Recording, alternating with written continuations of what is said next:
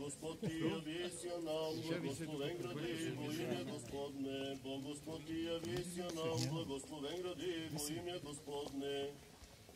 Господ ти явися нам, благословен гради, во имя Господне.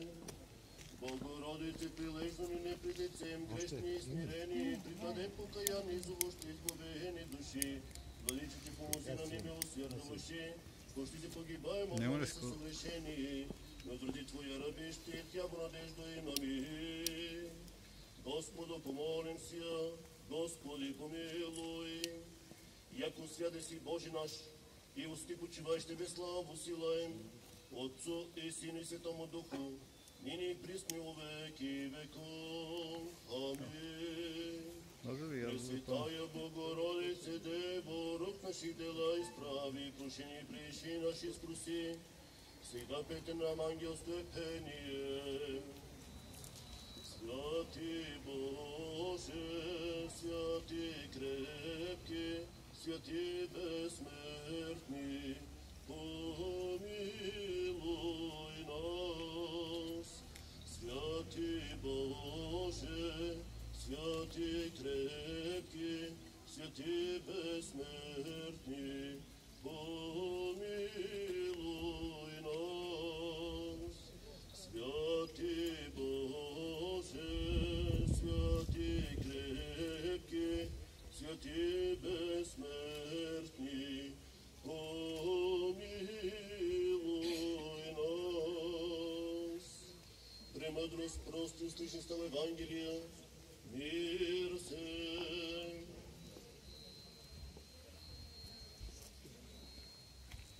От Иоанна, Святого Евангелие чтение. Слава Тебе, Господи, слава Тебе. Да внимаваме. В онова време възле Исус в Иерусалим.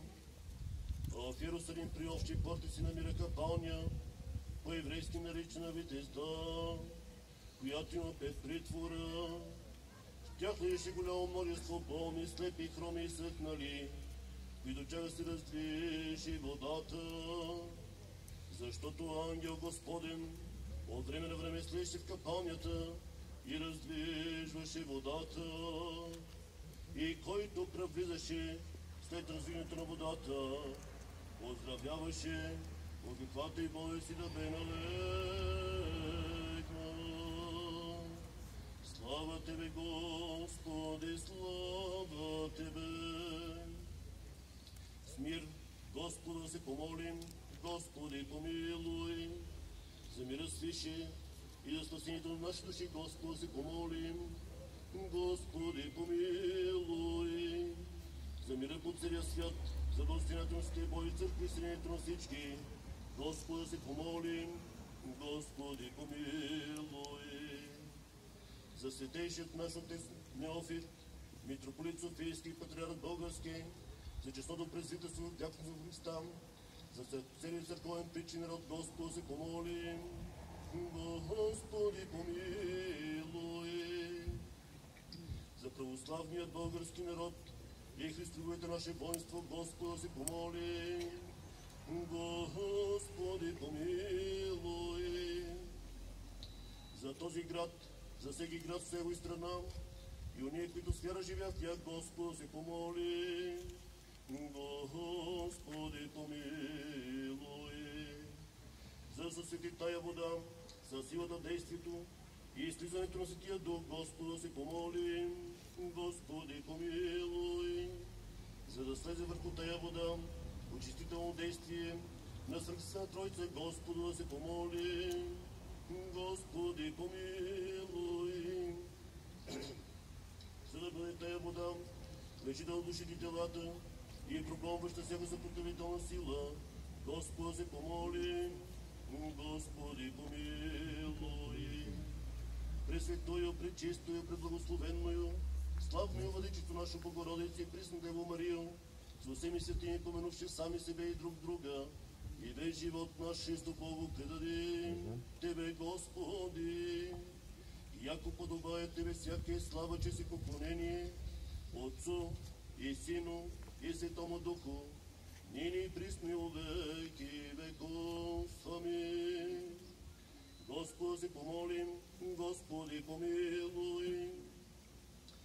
Боже великославни, който правиш безброй чудеса, дойди сега, владико, при рабите си, които се молят, и прати светия Твой дух, досвети тая вода, и дай на приемащия Твой раби, премахва на страната проща вековете, изцеляване от болки и освобождаване от всяко зло, а те също затвърдяване и освещаване на домовете им, очистване от всяка свърнота и пробване всяко дяволско коварство.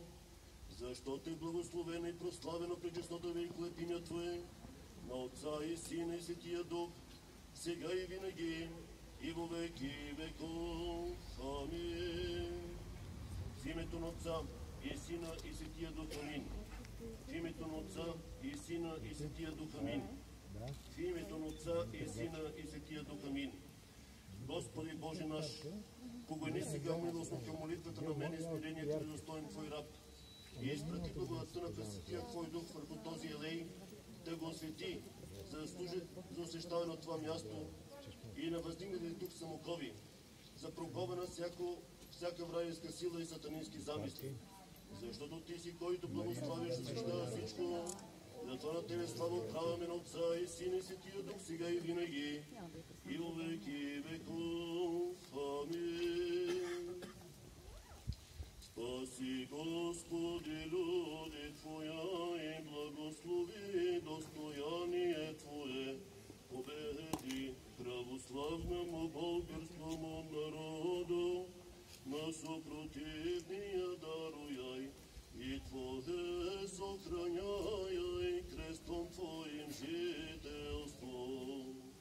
Спаси, Господи, люди Твоя и благослови достояние Твое, победи православному българскому народу, на съпротивния даруяй и Твое сохраняй крестом Твоим жителство. Спаси, Господи, люди Твоя и благослови достояние Твое, победи православному българскому народу, на съпротивния даруяй и Твое сохраняй крестом Твоим жителство. В името на Отца и Сина и Светия Дух, чрез поръсване с тая светена вода да се превърне в бягство, всяко лукаво и бесовско действие. Амин. Освещават се тези самокови чрез благодатта на Пресветия Дух, чрез поръсване с тая светена вода, в името на Отца и Сина и Светия Дух. Амин.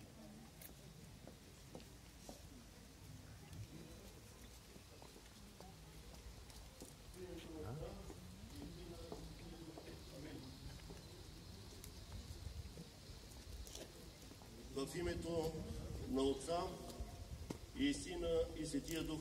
Амин. В името на Отца и Сина и Светия Дух. Амин. В името на Отца и Сина и Светия Дух. Амин.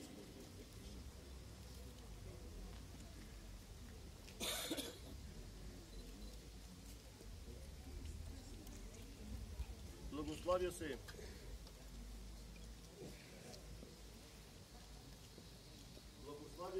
и се освещава тези самокови чрез благодатта на Пресветия Дух, чрез помазане с този свети елей. В името на Отца и Сина и Светия Дух. Амин.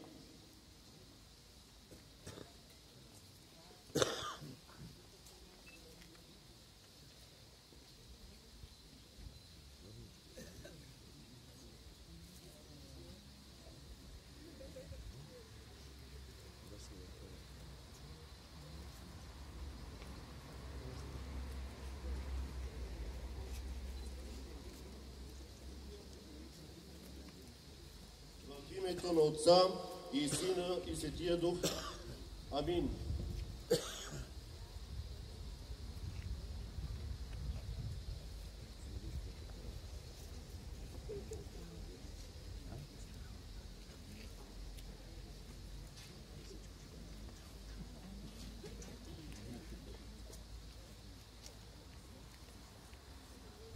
В името на Отца и Сина и Светия Дух.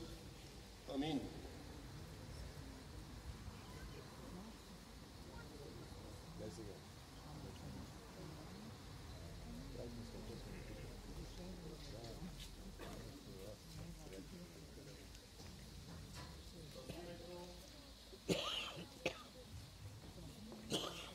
името на Отца и Сина и Светия Дух. Амин.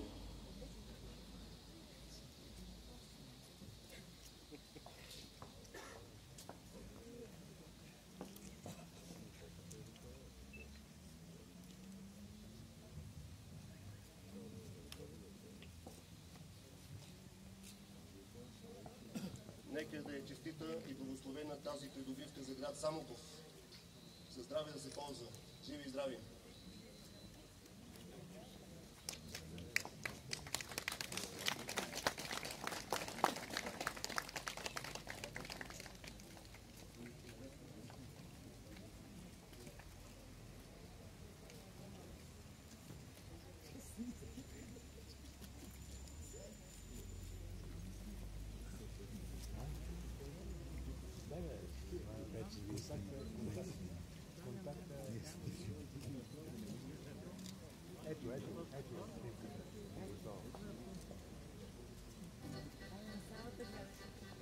Уважаеми съграждани, скъпи гости, приветствам ви с добре дошли на много важния за нас момент – откриването на новия културно-исторически обект, а именно Самоковът. Приятно ми е да ви представя и официалните лица на днешното тържество. Това са кметът господин Владимир Георгиев, заместник-кметовете Сия Шептанова и господин Васил Саймонов, общински съветници от Общински съвет Самоков и народния представител господин Радослав Стойчев. А сега давам думата на кмета на общината.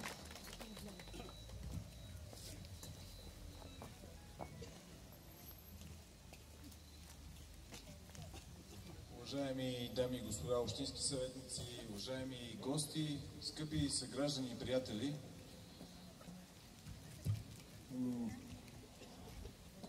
като че ли през всичките тези години Самоков са откривани много обекти и няма да скрия от вас, че се вълнувам, че именно сега, тази година, успяхме, разбира се, най-вече и с помощта и на Общинския съвет и на всички колеги, на които и след това ще благодаря, тази година да открием нещо, което е символ за нашия град.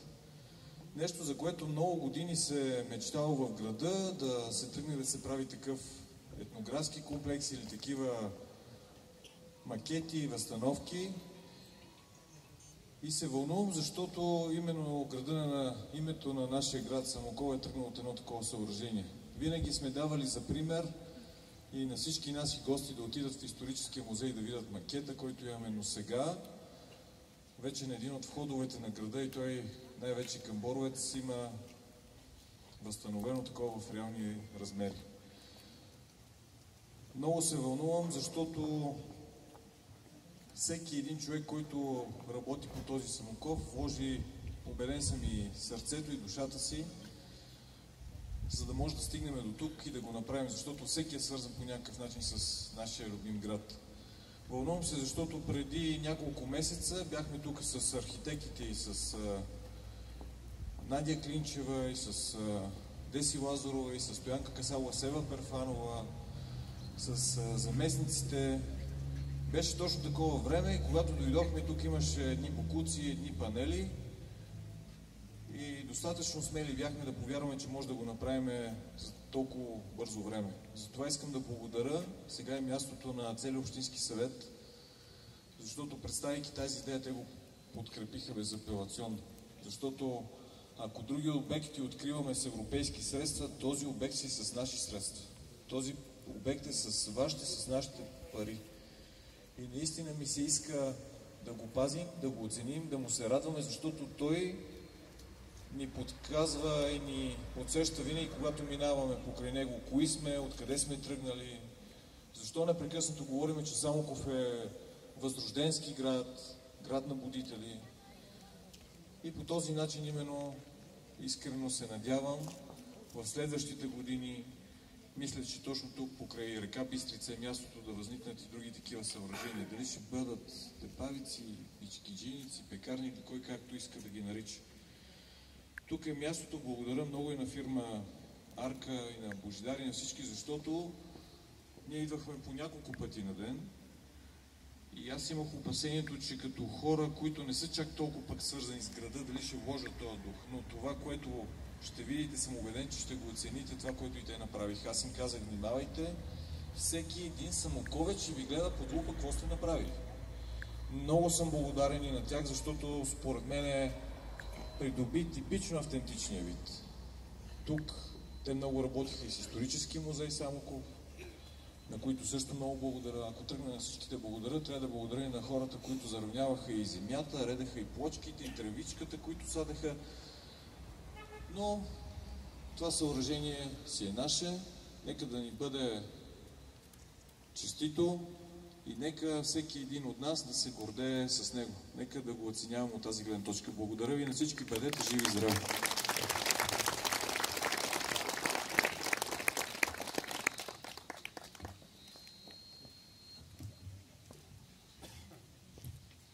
А сега, тъй като обектът е и исторически, тъй като пресъздава историческия макет на Самоковото, давам думата на господин Веселин Хаджиангелов, директор на Исторически музей.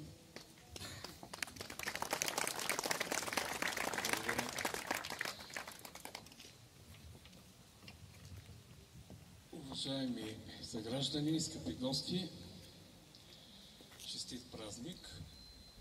Празник, защото отново се доближихме до един пореден символ, а колко странно нещо са символите. В Брюксел, в своя център, има един малък фонтан с едно малко момченце, с още по-малко пишленце, пишка, и този символ го знае цял свят. Самоков в своя герб има няколко символа. Това са чука на Самокова, четката на Самоковската художествена школа и голямата чешма. В исторически план, ако тръгнем да разглеждаме емблемата, Самоковската художествена школа се явява най-младия символ, защото тя датира на някакви там 200 или 250 години. По-стара е чешмата, която е давала своята живителна течност от 1660 година насам, а най-стария символ на града, и не случайно от него идва и името, е Самокова. Най-стария, защото такъв тип съоръжения са се появили на това място някъде между 12 и 13 век. Носителите на това знание за това съоръжение смятаме, че са сасите, едни професионални европейски родари, дошли от Седмоградието. Това е исторически засвидетелствано и в много документи, какъвто е Родарския закон на Стефан Лазаревич. Но най-показателният факт е, че вече в 15 век Самоков е известен град и носи това име. Тоест, тези съоръжения не са били едно. Самокова не е бил един, били са много. Индустрията, която се е развивала тук, наистина е била значима, за да остави това име и на града. Много пътешественици, много венециански, австрийски, френски, руски дипломати и военни са споменавали в своите писания и пътеписи, и дипломатическа кореспонденция за това, че Самоков е един буден град, голям град и че всички са единодушни, че се занимава най-вече с добива на желязо. И то какво желязо? Такова, че не ръждясва. Всички знаете чуковете пред музея, те са изложени там повече от 70 години навън, на тежките климатични условия. И всички знаете, че те нямат ръжда по себе си. Именно за това, заради богатия химически състав на това желязо, той било търсено и толкова известно. И най-показателен факт за качеството и стойността на желязото е това, че има мерна единица, известна като един самоковски кантар. Не зная точно колко килограма прави това, но очевидно е много и достатъчно. Пред нас сега стои едно предизвикателство. Ние направихме този символ, обогатихме своята визия на града с поредното хубаво нещо. Предизвикателство обаче е опазването на това съоръжение, на това съкровище за всички нас. Защото сега ще си проличи будната гражданска съвест на всеки един и апелирам към всички вас, защото вие сте лицето на град Самоков. Нека наистина да приемем това нещо като свое и да положим максимални усилия да го опазим. Нека да говорим на своите деца, нека да говорим на своите близки, колеги, съседи, най-вече за това, че тези обекти едно, че струват много пари, второ, те са много по-ценни с това, което носят със себе си. Именно защото това е символиката. И много се надявам това съоръжение от тук натам, особено и след водосвета, с който бе осветено, наистина да чука дълги векове за напред. Благодаря ви много.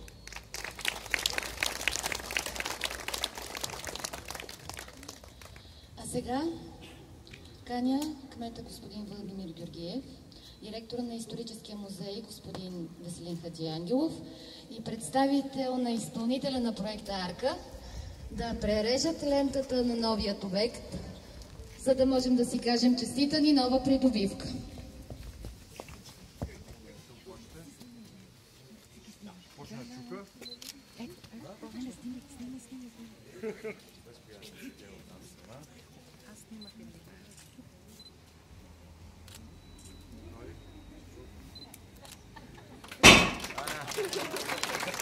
Мисля, колкото тръгна, честита ни нова придобивка.